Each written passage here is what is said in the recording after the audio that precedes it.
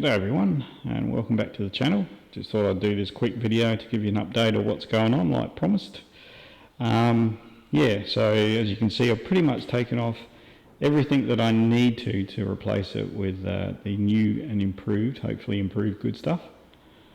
So yeah, I've taken the front rim off. I had the tyre replaced and I put that back on, and then I've taken the back one out.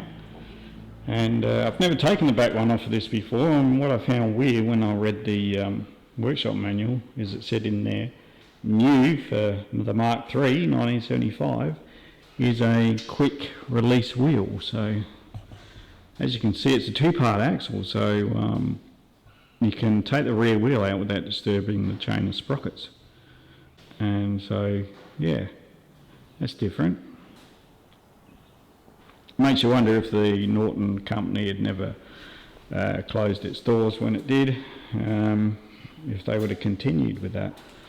But yeah, I'll show you more of it on the other side when I get around there. So yeah, I've taken all the brake lines. The brake lines they're all gone. The front master cylinder, that's gone. And the rear. All the rear master cylinder and brake lines are all gone. With the brake lines, I ordered some braided ones, and they arrived, but yeah, they're pretty much the wrong ones, even though it says here that it's for the Norton 850 Commando Mark III 75 model. I ended up with these ones. These are the ones obviously I need, and one of them is a match, but these other two are nowhere near. So yeah, I rang the company where I got them from.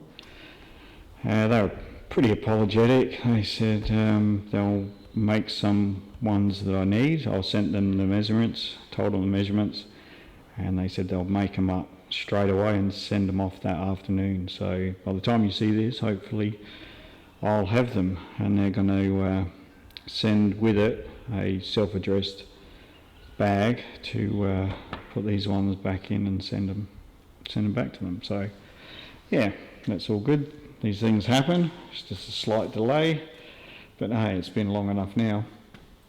Yeah, this rear wheel setup. Now I don't know if you can. Hopefully you can see that, the light's not that great. So yeah, the axle screws in the centre there, a shorter axle, and you've got those 5 sticky addy tabby things, I think is the technical term for them, and they slot into like all these, 5 of these all the way around. And then this part is separate to the outside, and you've got all these rubbers, and it sort of acts as a push drive, the same setup as you would find on a clutch. So yeah, different. Yeah, so that's that. What else? I still got to take the carby off and clean it all out and do that. With the tank, I noticed with the tank, right at the top inside, I've got some flash rusting that I need to get rid of. So the plan of attack is to drain the fuel out, wash it out with water. Now I've got this stuff, it's called Evapor Rust. I've used it before, it's really good stuff, it gets rid of rust. And what's real good about it is it's non-acidic, so if you happen to spill any on your tank, on your paintwork, it's not going to take it off like an acid would. And it says you can even use it without wearing gloves. I wouldn't personally, but yeah, it's supposed to be pretty user-friendly stuff. So yeah, once I put the Evapor Rust in it and it's got rid of that, all the rust, I'll drain it out, and it says you're supposed to wash it with water, but I think that would probably bring the rust back pretty quick. So what I'm going to do is I'm going to just drain the Evapor Rust out, and then I'm going to put in probably 1 or 2 litres of diesel, and I'm going to slosh that all around. Hopefully the oil in the diesel, we'll put a coating on the inside so that it will stop it flash rusting again. So then of course I'll drain that all out, let it sit, fuel evaporate, and then I'll put the taps on, the new taps on, and put it back on the bike and fill it up with fuel again. So that's the plan of attack. If anyone has done this before and has had really good results, please leave a comment if you've got a better idea or a better way of doing it, and yeah, I'll be happy to have a look at it and yeah, go from there. But that's the way I see, the best way I can see at the moment to do that, but we'll see. Just one other thing.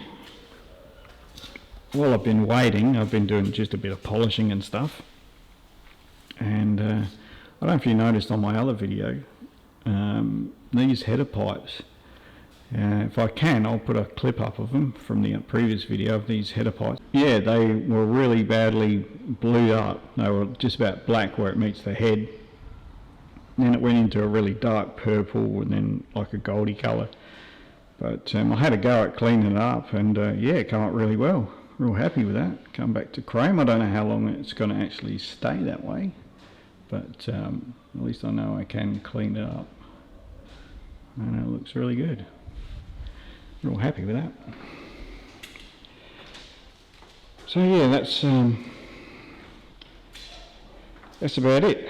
That's where we're at. So hopefully brake lines will rock up. I'll do an oil change actually before I put the rear wheel back on, because the oil filter is right tucked in behind the swing arm there, and yeah, it'd be a lot easier to get at without that there, so I'll do that before I put that back on. But yeah, that's where I'm at the moment, guys. So hopefully next time, the next video, it'll all be back together, and I'll do a startup video, and hopefully that'll all go well. So until next time, guys, ride safe, and I'll see you all in the next one. Bye for now.